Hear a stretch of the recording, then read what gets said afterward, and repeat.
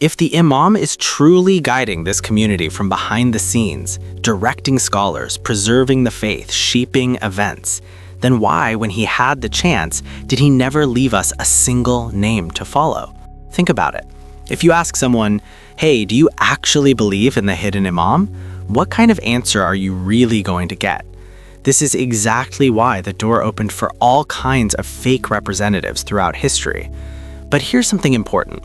He's not the first holy figure to disappear from his people. Actually, this whole absence thing, it's a pattern. Sheikh Saduq, who lived through the first 22 years of the minor occultation, wrote about it. In his book, Kamaluddin, he listed prophets who all had periods where they vanished from their communities. Some even had 2 separate occultations. We're talking about Idris, Noah, Hud, Abraham, Joseph, Moses, Solomon, Jonah. Every single one of them was hidden from their people for a while. Why? Usually either because of political threats, like a tyrant after their head, or as a test to see how the people would handle their absence. Would they stay loyal, or would they fall apart like the Israelites did when Moses left for 40 nights and came back to find them worshiping a calf? And even in their absence, these figures still had influence. Take Prophet Joseph. He became the ruler of Egypt, and nobody even knew he was a prophet. He was God's proof on earth, running an empire, saving millions from famine, all while staying under the radar. Imam Sadiq actually said, "The Qayyim from us will have an occultation that lasts a long time." One of his companions asked why. The Imam said, because God wants his story to follow the pattern of the previous prophets. Even before the major occultation, the Imams in their communities were under constant pressure. Umayyads, Abbasids, surveillance, assassinations. They were physically present, but living like they were in hiding. That's when the system of representatives and deputies started to take shape, especially during the time of the 2 Askari Imams. Things got so bad, officials would inspect women to make sure none of them were pregnant with the next Imam, exactly like Pharaoh did with Moses. So by the time we entered the minor occultation, the system of representatives was already in place. But once the occultation began, people split into 3 groups. Each one understood the Imam's absence differently, and each one ended up in a completely different place. Before we dive in, quick reminder, this series isn't about proving the Imam exists. This is for those who already believe in Imam Mahdi. Group 1, the disconnected. This group acts like the Imam just checked out, like he dropped the rope and left the community to figure things out on their own. Ask them if they believe in the Imam and they'll say yes, but it's hollow. There's no real impact, no guidance, no connection. The Imam might as well be a historical footnote to them. Imam Sadiq predicted this. He said, by God, he, Imam Mahdi, will go into occultation for so long that people will say, he died, he got lost. What valley did he go to? And the eyes of the believers will weep for him. In another version, your Mahdi will go into hiding until the ignorant among you say God has no need for the family of Muhammad. So even back then, the Imams knew people would start doubting. Group 2, the overactivists. This group went the opposite direction. They said the Imam can't be disconnected. He has to have direct, visible contact with people. Since he can't appear openly because of the wisdom of the occultation, they argued that he must have official representatives, people with direct authority from him. The problem? This defeats the whole purpose of an occultation. It basically turns the Imam into a political leader who needs to be physically present to be effective. This is actually similar to the Zaidi view, that an Imam only counts if he rises with a sword. But the Prophet himself said Hassan and his brother Hussein are Imams whether they rise or sit. The Imam is a proof over you whether he's leading an army or confined to his house. Anyway, this second view created a massive opening. Suddenly, everyone started claiming they were connected to the Imam. Like we're his kids, we have direct contact, or even he speaks to us. But the narrations are clear. In the major occultation, the door of official representation was closed permanently. Group 3, the middle path. This is the group that got it right. No exaggeration, no neglect. The Imam is hidden. There's no official channel, but he's still running things from behind the scenes. Early Shia used to call it the sacred side. The best example is Khidr. For most of his life, nobody knew what he was doing. He was carrying out divine missions in secret.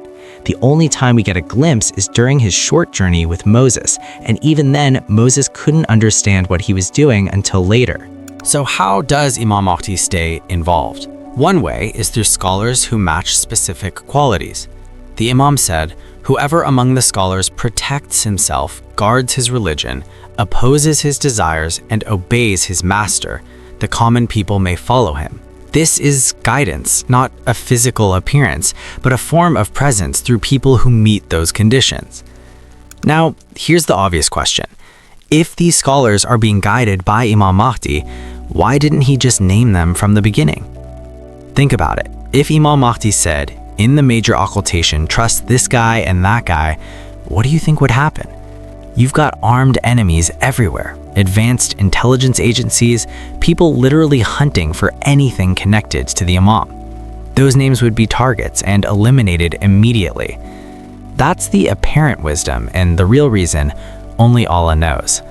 But this middle path, group 3, requires something important. It requires insight. You can't be naive. You need to be sharp enough to not fall for the fakes in group 2 and strong enough to not fall into the emptiness of group 1. So why do so many people end up in group 1? Two main reasons. Number 1, psychological pressure. Someone has evidence, they believe, but life hits hard. Trials, tragedies, stress, and on top of that, people are constantly mocking them. Oh, you're waiting for the guy in the basement? Look at your community. You're all divided, fighting each other, picking sides. After hearing that enough times, doubt starts creeping in. They start wondering if maybe the project is over. Maybe God changed the plan. Even if they don't admit it out loud, the image of the Imam sitting in some basement starts to take hold. Slowly, unconsciously, they start acting like there is no Imam. Number 2, non-stop confusion around the concept itself. People throw out questions. Where is he? What's the Imam waiting for? How much injustice does the Imam need to see before he shows up? Or we don't even need a Mahdi. We can manage the world ourselves without religion. These doubts mess with people's heads. They chip away at the image of the Imam. But here's the reality. We've tried everything. Every system. Western model, Eastern model, capitalism, socialism, fascism, Islamism. Every single one has failed. There are no real solutions left because the whole structure is corrupt. The only thing we haven't tried is a leader sent from above, someone backed directly by God. We've never done that experiment. Now, here's the tricky part.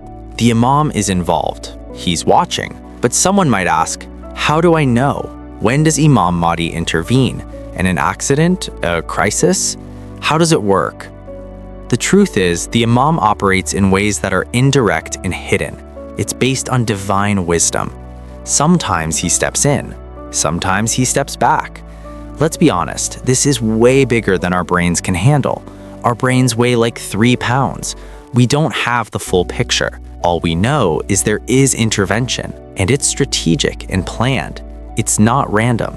So in the end, this comes down to submission, trust, and faith.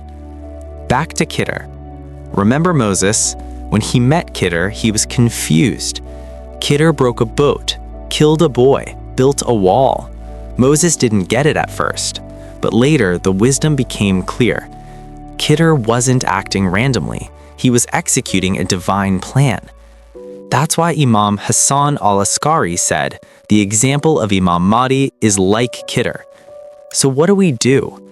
Patience, certainty, do what we're supposed to do, and trust that Imam Mahdi is with us, in the field, not in a basement.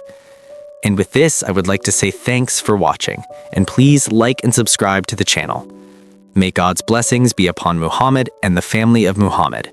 We'll see you in the next one.